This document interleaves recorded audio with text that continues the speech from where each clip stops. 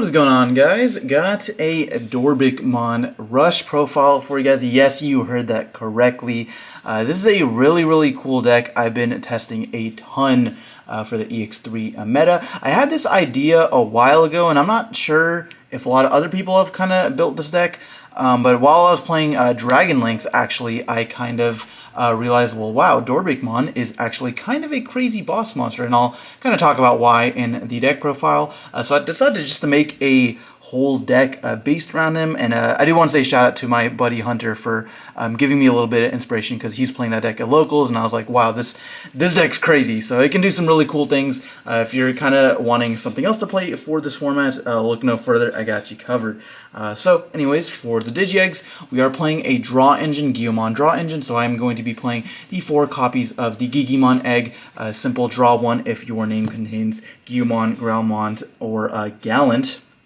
And then pairing with that, we got 4 copies of the promo Guillemon. This guy triggers draw 1 whenever he attacks, so you're usually wanting to see this turn 1, and then usually just evolve him on top of your Digimon, and then that's a swing, free check into security, and a free +2 draw, so that is really nice.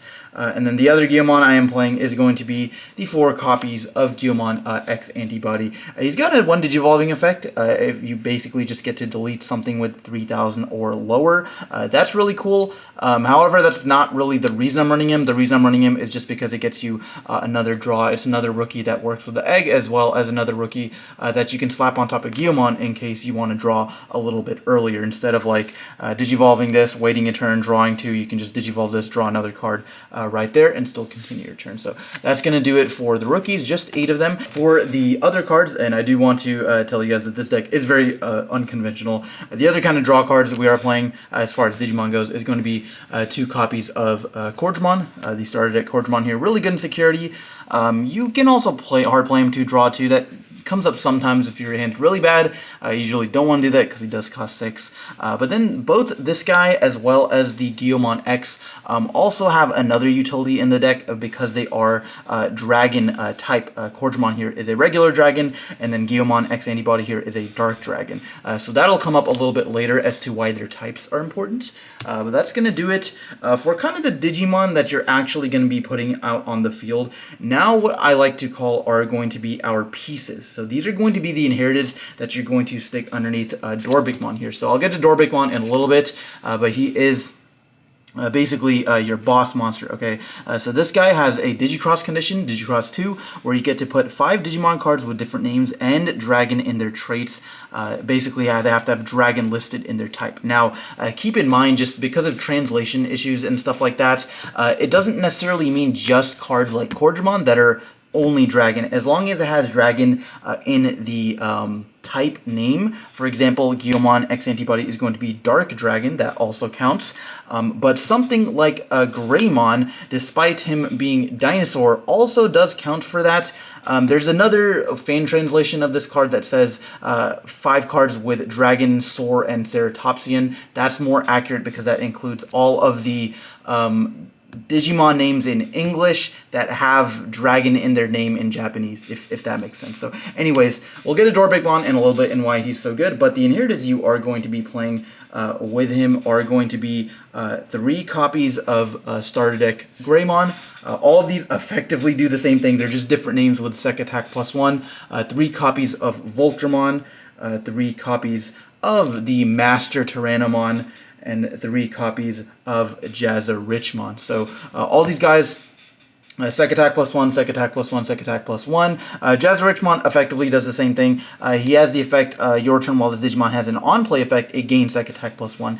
So DORBICKMON does have an on-play. So you have 1, 2, 3, 4 inherited effects for different names that all give you your Sec Attack +1. And then the last really crazy inherited we are going to be playing is going to be 3 copies of Majiramon. So Majiramon is a holy dragon, so despite him being blue, color has effectively little meaning in this deck. The fact that he's a dragon means you can put him under DORBICKMON, and he has the inherited effect of if your opponent has no Digimon with Digivolution cards in play, you unsuspend this Digimon. Digimon. So now we're kind of going crazy with these inheriteds. So let me kind of tell you guys why these inheriteds are so good. But I kind of capped it at just these 15. There's a lot of other inheriteds you can play, things like that give plus 2000 DP, like Arrow Vidramon or starter deck Agumon that gives plus 2k when attacks a player.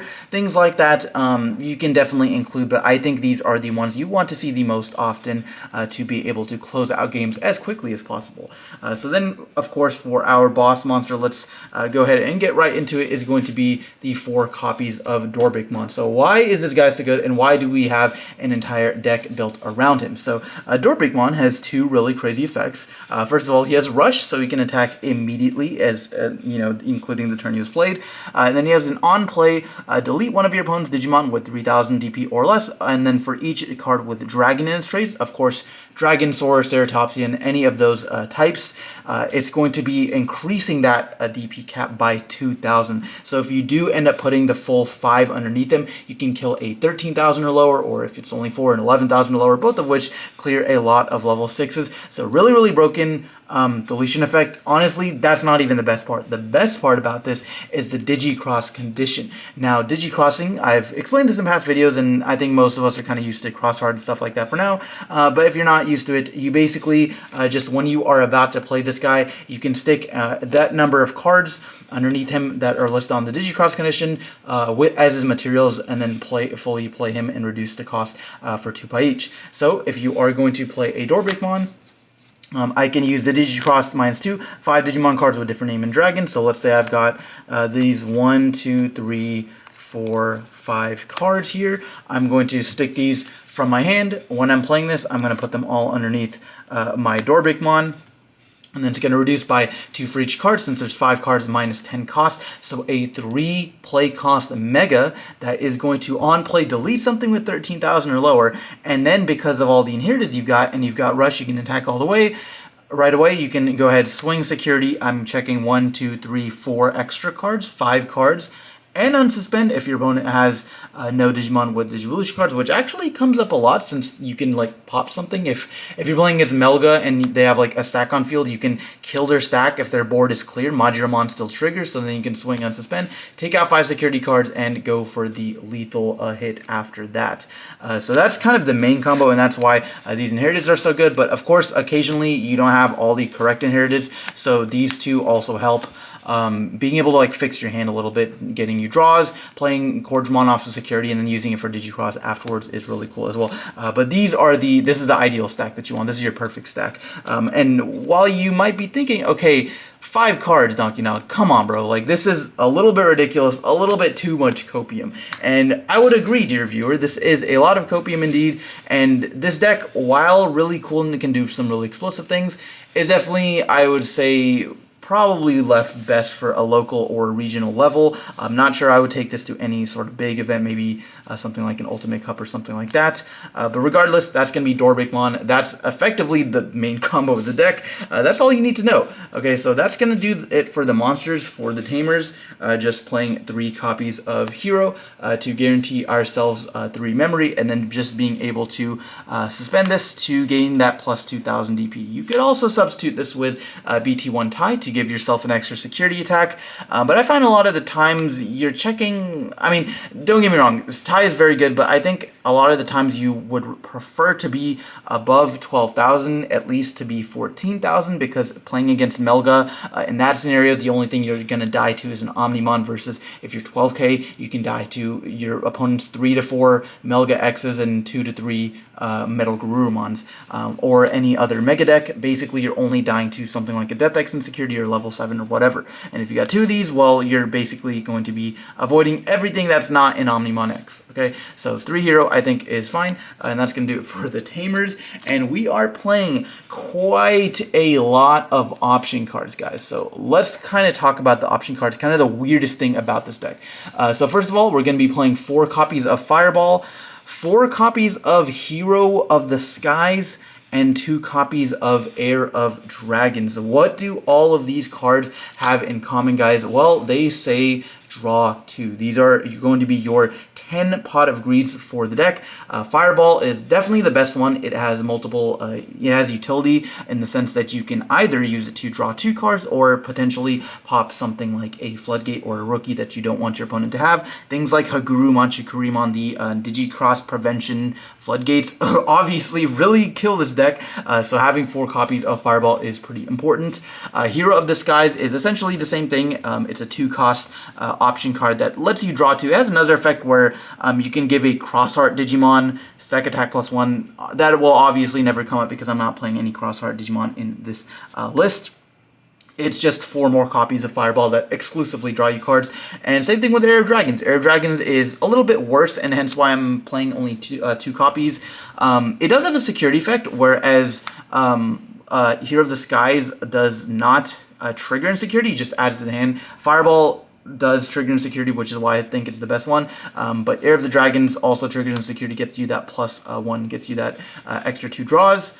And then it also has the effect where you can delete something with 4,000 or lower if you have something with Greymon or Drummon on the field. The only way this would ever happen is if you have like one of these guys on the field somehow, which you're typically never doing. So that effect doesn't really come up, but it is neat regardless. So we are just playing 10 draw cards in addition to our draw engine, our Guillemon draw engines, plus the Corgemons and stuff to just cycle through our deck like a madman.